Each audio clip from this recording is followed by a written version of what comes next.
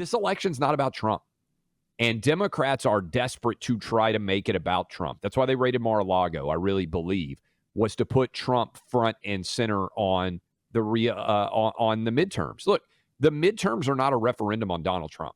He hasn't been in office for 2 years. The midterms are 100% a referendum on what Joe Biden has done as president.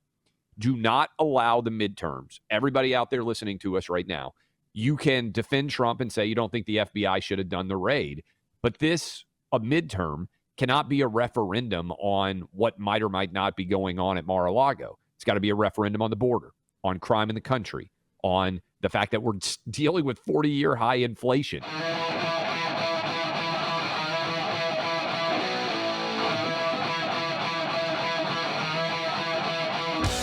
Donald Trump is up in Ohio in a theoretical matchup against Joe Biden.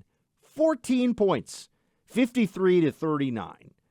In Pennsylvania, theoretical matchup. Donald Trump, 47-42 against Joe Biden, up 5 points. In Georgia, Donald Trump, 51-46 for Joe Biden, up 5 points. This poll was just completed. So someone's going to have to explain on the Democrat side, hold on a second, if Trump is a threat to our democracy and all this other stuff, why is it that his numbers are looking so good right now against the sitting president, who has the power of the incumbency and everything else? And I think that this is an important contextual point, Clay, for why the DOJ released last night this staged photo. For those who might have missed this, Trump wants a special master. And we will update you on this story. We will handle the story. We will not obsess over the Mar-a-Lago documents because Clay and I both see this as increasingly intentional distraction by Democrats to try to make this about Trump and the documents and not about the economy, the border, crime, areas where Democrats are so very vulnerable. You might have seen this. There's a photo out now. It was put out in the DOJ filing in one of the addenda. Is that a plural of addendum? Addenda, right? Is that right? It's not addendi. That sounds like a CIA word. Like yeah. You guys would sit around and talk about addendums and addendas a lot. That's pretty much all we did in the CIA was talk about addenda and précis and summaries and things like that. Anyway, you've got all these documents, secret SCI splayed across the floor. To show just how serious this is. There's also in the boxes like Time magazine covers and other things that you can see. But they're including this as an exhibit. I mean, Clay, for one thing, this is very clear. The FBI went in there and they staged a photo. Yeah. I mean, they actually laid out classified, their cover sheets, so everyone understands. These go on top of the classified material, so you can't see the classified material. This is a handling procedure for classified information. So they have all these classified cover sheets out. It's like when they raid a drug lord's den and they take, remember in the 90s, I feel like it was all Mac 10s. Everybody had Mac 10s in the drug trade and Tech 9. That was the other. But they had all these guns and drugs on the table. In this case, it is cover sheets.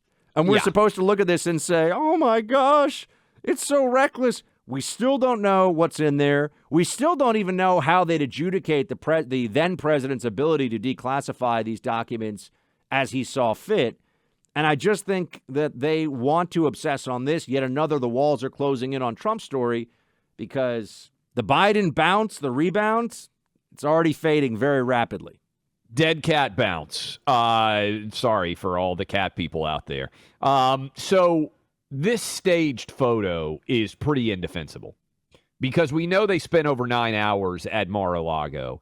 And what they're clearly intending to show is, look how reckless Donald Trump was. There are all these classified documents strewn about on the floor. In the New York Times story that the Department of Justice leaked to be able to continue to put these stories out there, there was an interesting line where it said no sort of charges are imminent. I don't think there's going to be charges in this case. I think it is almost entirely a trumped-up distraction, and I think Republicans need to stop obsessing over every little detail here, leave it alone, and if you are a big Trump person, I would encourage you to come out and vote, send a message about what you think about the FBI raid, but it's not going to be the determining factor in any Senate battle.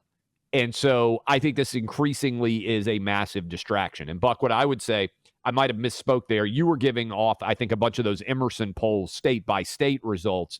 Today, a Reuters Ipsos poll came out showing that Joe Biden has hit a new low, I believe, in their poll at 38% approval.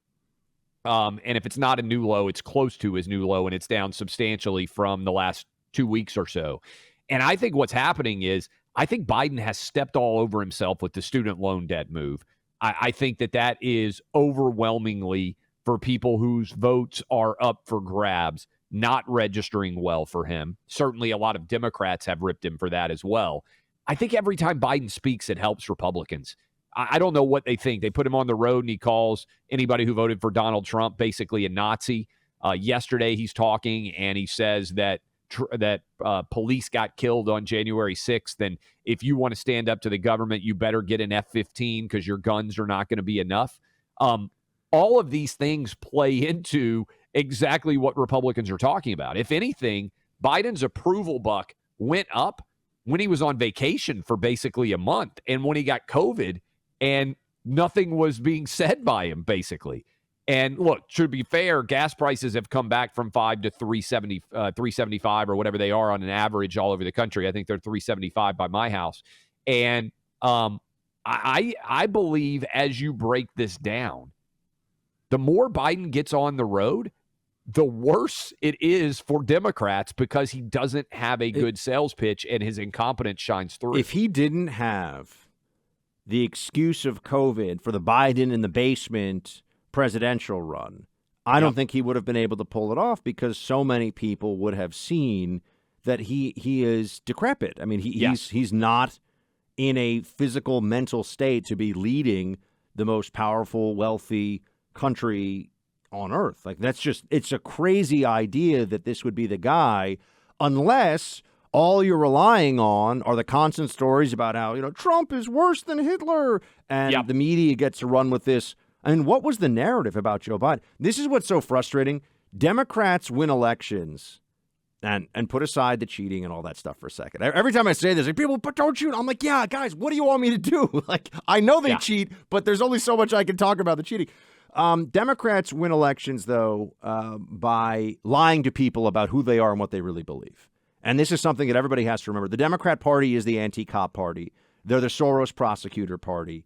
They are the lockdowns because teachers' unions want to have their employees stay at home while your kids are suffering party. They're the tell social media to ban people that disagree with the narrative party. I mean, these are all just the realities of what we're facing these days. And now that we're going into election time, what do we have?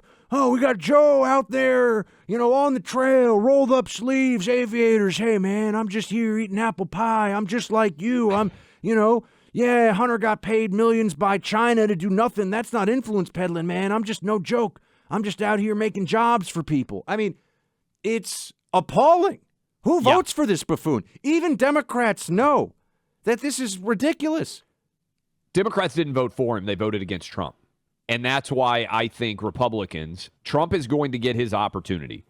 In the 2024 race, if you are a diehard Trump person, go balls to the wall as hard as you can to get him elected if he wins the Republican nomination. We've had Trump on this show a lot. We think he was a good president. We voted for him. But this election's not about Trump. And Democrats are desperate to try to make it about Trump. That's why they raided Mar-a-Lago, I really believe, was to put Trump front and center on the midterms. Look, the midterms are not a referendum on Donald Trump. He hasn't been in office for 2 years. The midterms are 100% a referendum on what Joe Biden has done as president. Do not allow the midterms. Everybody out there listening to us right now, you can defend Trump and say you don't think the FBI should have done the raid, but a midterm cannot be a referendum on what might or might not be going on at Mar-a-Lago. It's got to be a referendum on the border, on crime in the country, on the fact that we're dealing with 40-year high inflation, on the fact that your family, every time you go out to the grocery store or to pay for gas, is getting a default massive tax increase because of Joe Biden's failed economic policies, not to mention what's going on in Ukraine, the disastrous withdrawal from Afghanistan, everything that Joe Biden has touched as president is worse than it was before he got there. Joe Biden, in what was flagrantly unconstitutional as well, let's remember that. The Supreme Court did have to say, you can't do that. Yep. Joe Biden, in a flagrantly unconstitutional move, after terrifying people about their relatives who didn't want to get the shot, he wanted millions and millions of people across the country to be humiliated and fired from their jobs for refusal to get a COVID vaccine that they did not need and that didn't do a damn thing to stop the spread. I don't know what else to say other than if anyone supports that party that Joe Biden represents, just knowing that they're hurting the country at this point. They really are. I mean, you have to hold people accountable. That was the most egregious authoritarian act in my lifetime of any president. And does anyone care? People are sitting around and saying, oh, but, I mean, I know this audience cares, but I mean, do the independents out there who are thinking about voting for Democrats care? Do the Democrats listening to this who think, maybe it's gotten a little too crazy, do they care? Honestly, people need to get fired up. And the one thing I'll say about Biden, no matter how stupid, no matter how dishonest, no matter how ridiculous, he's going on offense, Clay. Yes. Our team could take a lesson or two from that one. Go on offense. Make the case. Make your Democrat opponents, wherever you are across the country, explain why, transgender surgery for 14-year-olds without parental consent is a great idea. Make them defend these points. Make them actually have these conversations in public.